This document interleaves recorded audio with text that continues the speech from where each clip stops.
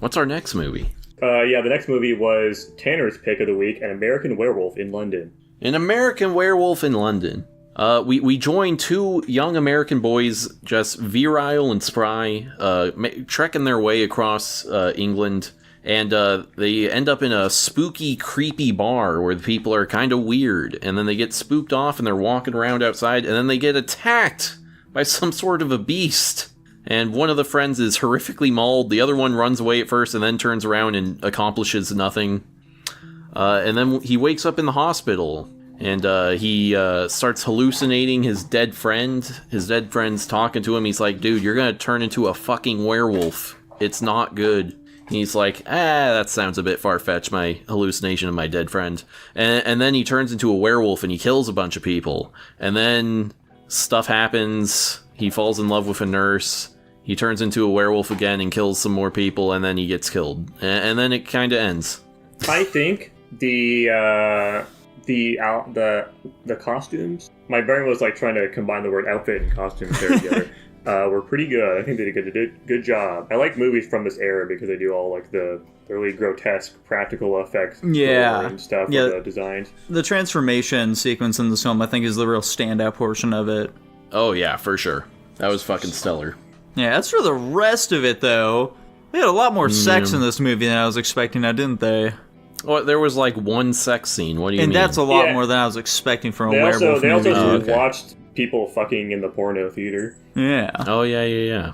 You're right. They're just getting it on 24/7 throughout this film, man. Yeah, so... the standout parts of this film are that transformation scene, the creature effects...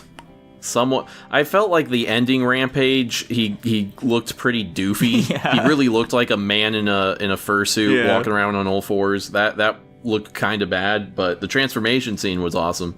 And then I thought the scenes where he's talking to his dead friend and he's like increasingly decomposing, that was cool as fuck, and I actually found that super interesting. I absolutely agree. Yeah, I think that was my favorite part of this film. I definitely like the idea of like every time he fucking kills somebody, he just like sees them now, and they're like speaking to him, telling him, "Hey, dude, you should kill yourself now." Yeah, we want to be free of this, which I think that's a really unique idea. I'm sure that there are plenty of stories where like I see all the men I killed and shit like that, but we don't really get that visualized often, and so I really appreciated that part of the film.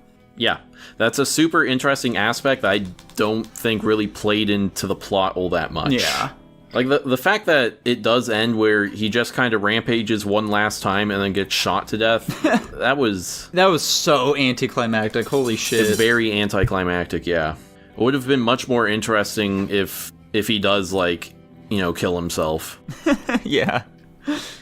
Yeah, I do think that, the best part of this film probably for me is just the fact that he got to rampage and kill a bunch of British people. Okay, yeah. Yeah, killing British people is pretty base. Yeah. I definitely feel like that was pretty sweet. Going into this film, I didn't know anything about it other than the title. I kind of assumed that it was an American dude who already was a werewolf and was, like, aware of it, and he was just kind of on vacation. Yeah. And then something went wrong and he went on a rampage. I didn't realize it was, like, an American dude who gets turned into a werewolf there, and then things go wrong. Yeah.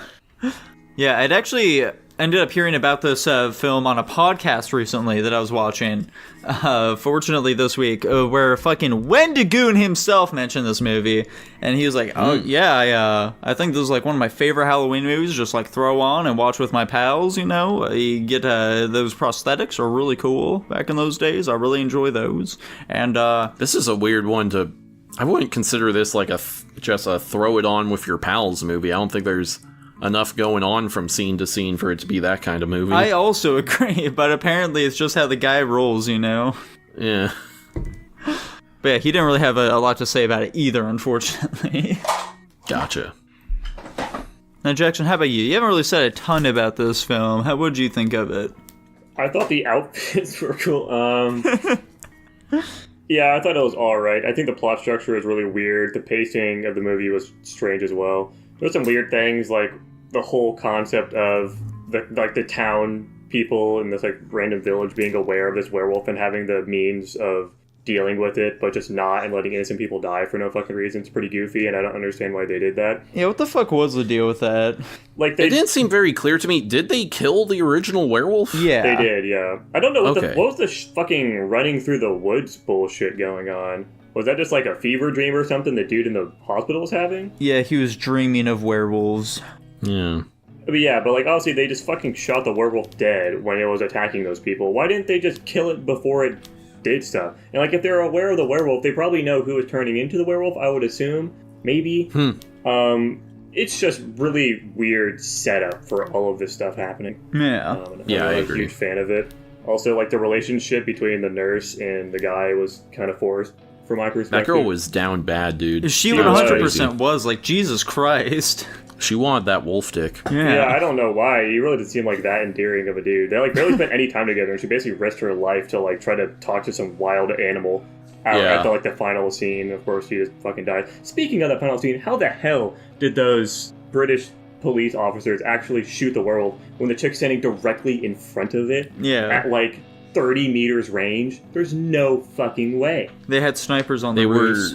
Yeah. they were curving the bullets, a la that one movie where they do that. Yeah.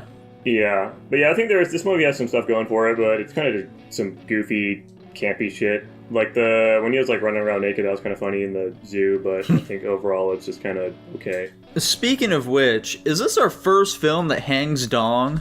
Probably? Yeah.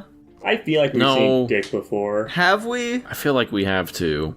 I kind of feel like we have as well, but I can't think of a movie where we have. Is it? No, there won't have been any in Planet of the Apes. No. The Big Lebowski? There's a good chance. Maybe. I feel like we've definitely reviewed a movie that had dong in it before, but I can't remember. Yeah. It's impossible to say. Either way, it doesn't impact our scores too terribly much. Much like Dylan's here. That guy gave this film a B-. Whoa. I also gave it a B-. I gave it a flat B. Okay. I was a little lower on this movie. I gave it a C+. Okay. We're all kind of in the same wheelhouse, though. Yeah. It landed Yeah. at a B- at the end of it. There we go. Fantastic.